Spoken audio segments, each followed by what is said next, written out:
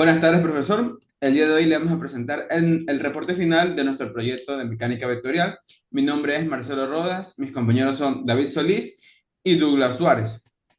Para comenzar con la explicación de nuestro proyecto y su reporte, empezamos con una introducción, ¿no?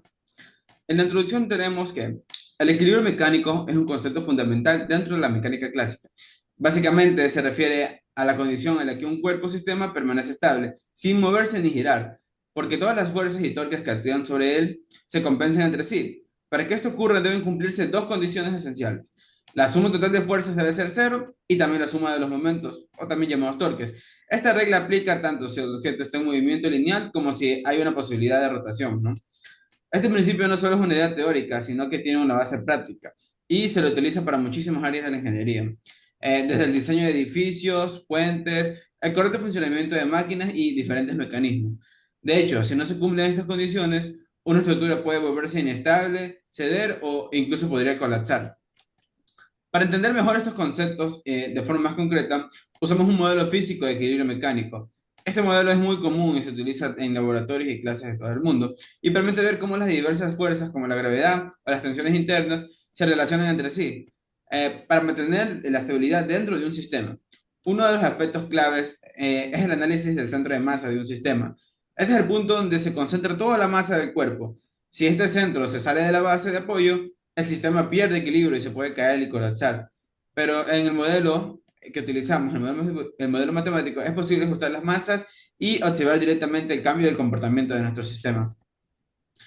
Además del uso en el aula de este modelo, también se aplica directamente a principios de la vida real, como por ejemplo en ingeniería civil, que es necesario comprobar las cargas que actúan sobre una estructura estén correctamente distribuidas para que evitar que esta colapse y sea segura. También es útil para experimentar con diferentes configuraciones, cambiar el peso, cambiamos la distancia de los apoyos y ver cómo seguimos con el sistema sin alterar en equilibrio.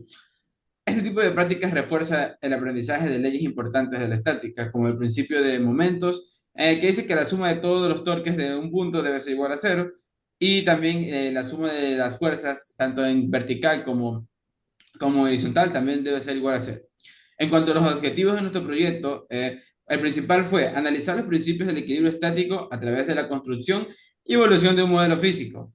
Esto nos permitió aplicar conceptos como fuerzas y momentos y sus condiciones de equilibrio. En resumen, este trabajo no solo nos ayudó a comprender mejor los conceptos del equilibrio, sino que también aplicarlos a un contexto práctico tal y cual lo hemos aplicado en el proyecto que hemos desarrollado. Marco teórico. El equilibrio mecánico se refiere al estado en el que un objeto permanece sin moverse o se desplaza con velocidad constante, es decir, sin aceleración. Cuando hablamos específicamente de equilibrio estático, nos referimos a cuerpos completamente en reposo. Para que un sistema esté en equilibrio, se deben cumplir dos condiciones básicas. La suma de todas las fuerzas que actúan sobre él deben ser cero, y lo mismo debe ocurrir con la suma de los momentos o torques. Esto asegura que no haya ningún movimiento lineal o rotación. Las dos condiciones se expresan de forma matemática así. La suma de las fuerzas debe ser igual a cero. Un aspecto importante a valorar aquí que la sumatoria de fuerzas debe ser tanto en todos sus ejes, tanto en X como en Y como en Z. Y aparte la sumatoria de momentos o torques debe ser igual a cero. Estas ecuaciones son esenciales para evaluar si la estructura o mecanismo es estable, especialmente en el diseño de edificios, puentes o maquinaria pesada de ingeniería. Ahora bien, el equilibrio de fuerzas implica que todas las fuerzas que actúan sobre un cuerpo se anulan entre sí. Por ejemplo, si tenemos una barra horizontal apoyada en su centro y colocamos un peso en cada extremo, la suma de esas fuerzas debe ser igual a la fuerza que ejerce el soporte en el medio. Si los pesos se llaman P1 y P2 y la reacción del soporte es R, entonces R debe ser igual a la suma de P1 y P2. Si esto se cumple, el sistema no se moverá ni hacia arriba ni hacia abajo. Por otro lado, el momento de una fuerza o torque es lo que genera un giro. Se calcula multiplicando la fuerza por la distancia perpendicular desde el punto de giro hasta donde actúa la fuerza. Para que no haya rotación, los momentos que intentan girar el sistema hacia un lado debe equilibrarse con los que giran en el sentido contrario. Un ejemplo simple sería tener dos pesos a los extremos de una barra. Si están a la misma distancia del centro y tienen el mismo valor, los momentos se anularían entre sí, porque giran a sentidos contrarios. Pero si por otro lado uno es más pesado o está más lejos, se debe ajustar la posición del otro para volver a equilibrar. Este análisis se basa también en la segunda ley de Newton, que dice que si la fuerza neta es igual a cero, no hay aceleración. En equilibrio estático, tanto la aceleración lineal como la rotacional son cero, lo que significa que el objeto está completamente en reposo. En resumen, el estudio del equilibrio mecánico nos permite analizar si un sistema permanecerá estable ante diferentes fuerzas, ya sea un experimento sencillo o en estructuras reales. Estos principios son la base de muchas decisiones en ingeniería y diseño.